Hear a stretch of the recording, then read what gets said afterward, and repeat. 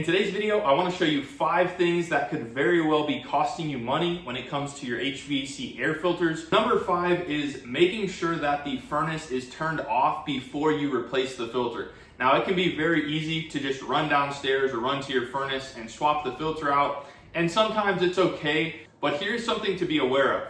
I've done a lot of HVAC duct cleaning as an HVAC contractor, and I've seen so much junk in the return section of a HVAC system, including the supply side. But when you pull this filter out and that furnace is running and sucking air, you could very well cause enough of a relief or a suction that you could actually pull some really lightweight stuff like plastic or whatever into the blower motor, and that can absolutely cost you money. Not to mention, it's going to make a racket. It's going to cause the blower to be unbalanced. Now, one other thing you want to be aware of is don't just flip the switch here, or this one has a plug. Don't just unplug it while it's mid-cycle. That can cause your heat exchanger to overheat. It doesn't allow enough air to flow over it so it can cool off. So what you want to do is just go over to the thermostat, bump it to the off position, and then wait about 60 seconds, and you can come back over here and change your filter out. Now, something I want to note here is a lot of filters look like this one, and we're going to talk about this in a little bit more detail in just a minute. But normally you would have a return duct here. This is just a demo furnace, but air is being sucked in, and that's going to actually make it difficult to pull this out. Because if you think about pressure being applied here, you can a lot of times actually shred up the inside of the filter and cause these little bits of paper and stuff to get pulled into the furnace. I've seen that so many times, and it's from people trying to pull this out. Now, that's even more common with a filter like this. Those are extremely flimsy, and they can really get torn up on your furnace. Now, with this in mind, I just want to show you a quick trick on how you can remove this filter. Even when the furnace is turned off, it can be very difficult to pull this out because there's just no room. So a couple of things here: you can take some needle nose pliers, you can simply grab that filter and pull it out. But something else that is really easy also is you can take a screw and just a screwdriver or a screw gun, and you can just give it some pressure, run it in, and you could even leave that in there, no problem, and it gives you a nice little handle so you can pull out the filter and check whether it's dirty or not. That brings us to number 4, and that is air gaps. How much air is bypassing your filter and not actually being filtered? And this is critically important. The reason I say that is because in my personal home, I had a regular 1-inch filter like this, and it actually sat up in the duct at an angle like this. And there was actually gaps on the sides that I wasn't aware of because I didn't stick my head in there or put a camera in to see if it was sealing.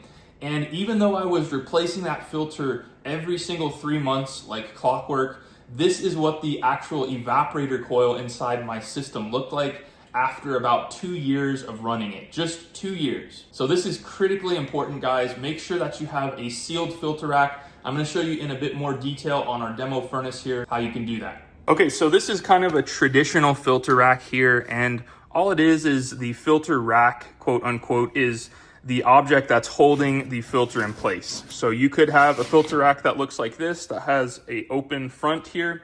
You could have a 5-inch filter rack that houses one of these filters. These are really nice, and I highly recommend, if it's in your budget, if you're DIY conscious, you can totally upgrade your system. I've got several videos that show how to upgrade to a 5-inch filter. This not only seals way better, but it also allows less restriction on the system, and it allows you to run that filter for way longer. Now, if you go down into your furnace and you just pull your filter out and have a look and just see if there's gaps. Sometimes you have filters that are inside the actual furnace. Those ones are notorious for having gaps like this, where it just pulls air through and it's not actually being filtered. And guess where that goes when it's not filtered? It goes right up into the evaporator coil right here. Now, another thing to note here is that if you have an open front like this, air can actually be pulled in. It's pretty minimal, but depending on the filter rack size, if you have, a 2-inch or a 1-inch, you could have a gap here. And they actually sell little magnets that you can put over this. Even cheaper though, you can put duct tape over that until your next filter change. So just taking precautions there and sealing this. The other thing is where the filter rack meets. You can see on this one, we never sealed it. This is just a demo furnace, but in a real world application, that's just pulling air and not being filtered. So you can simply take some clear caulking, caulk all around it, and that would resolve that problem. So just a few things to keep in mind when it comes to sealing all of the air that goes through, because again, it doesn't matter if you're replacing your filter once a month if there's air that's actively being bypassed by the filter, as was the case with me and tons of homeowners that I've seen that I've actually worked on their system. The evaporator coil is clogged because it's not sealing well. Number 3 is putting your air filter in the wrong direction. This I have seen very commonly done, and I have a little bit of mixed feelings about whether this is going to cost you money. It definitely can if you're causing more restriction on the system because it's designed to go in a certain way. And the reason that we know that is every single filter out there will have an arrow. Now, a trick that I want to share with you is if you can't remember which way it is, I do this with customers all the time. I'll simply draw a little arrow on the return box, and that way they know automatically the filter needs to match what the arrow says on that return panel. So as you can see, we have an arrow pointed here, and just a rule of thumb is you always want that arrow to be pointed toward the furnace. So if the filter is right next to the furnace, it's easy, it goes towards the furnace.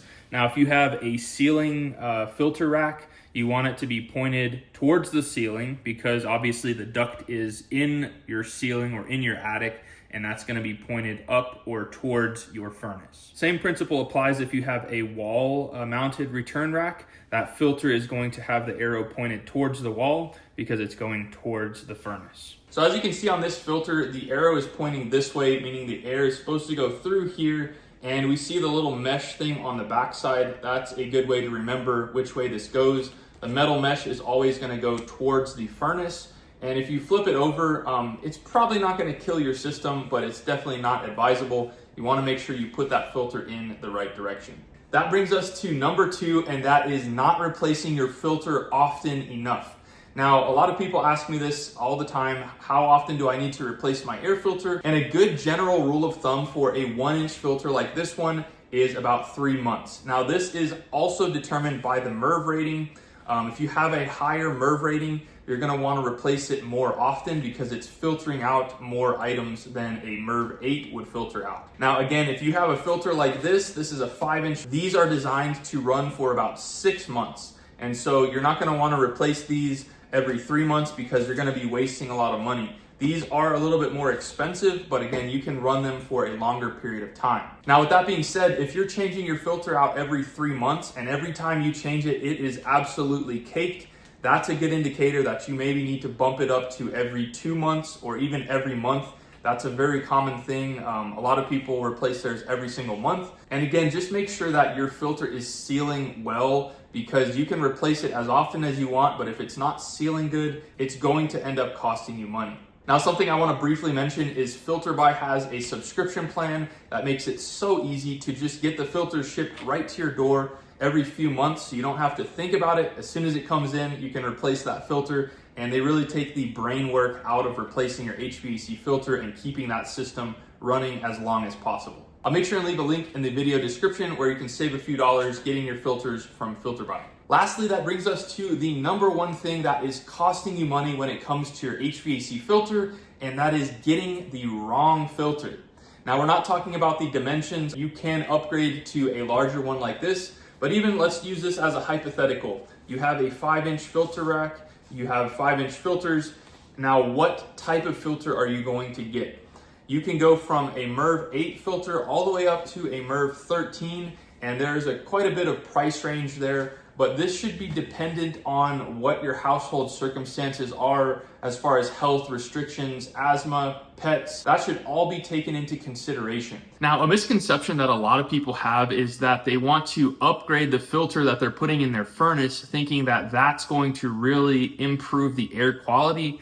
But the reality is the filter is more so there to help your HVAC system, to keep the components clean inside of it. Now, if you're really concerned about air quality, my recommendation on that is getting an air quality monitor, first of all, to see what your air quality is on a month-to-month basis.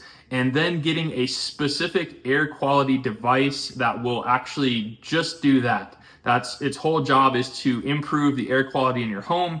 And the filter, you can just keep a MERV 8. That just keeps the components on your HVAC system nice and clean. Now, I also want to circle back around to these fiberglass filters. You can see clear through them. That means they're not doing a ton of stuff. They're really just filtering out large stuff like hair and large particles, but they're not doing your system any favors. So you might be thinking you're saving money by getting these filters, but you're actually costing money because you're gonna end up with sizable repairs, like having to clean the blower wheel, having to replace the motor. The motor will get caked with stuff on the outside. It will overheat and quit prematurely. I've replaced so many blower motors because of this. The evaporator coil will get clogged with stuff. So there's so many things that I recommend against putting these in. Some people say to run them, but they're probably not the people that have to come back through and repair those things that have gotten damaged, and it's gonna cost you money.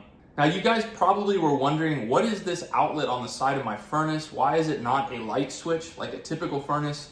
This is in order to get power to your furnace in the event of an emergency winter power outage. When you need to get power to it, how are you gonna get generator power to your furnace when there's nothing to plug it into? So this application makes it really easy. You just unplug it from the system. Now this is your grid power. This will never be live under any circumstances unless it's plugged in, obviously. So once your grid power goes down, if you have an emergency power outage, you simply unplug this, and then you would plug this into a generator or to a power station right here by the furnace, and you can power your furnace.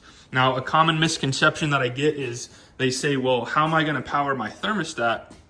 The reality is either your thermostat has batteries on the backside or it's powered by the furnace. This goes to the furnace. So as long as we have power to our furnace, we will have power to our Google Nest or any smart thermostat that has a C-wire.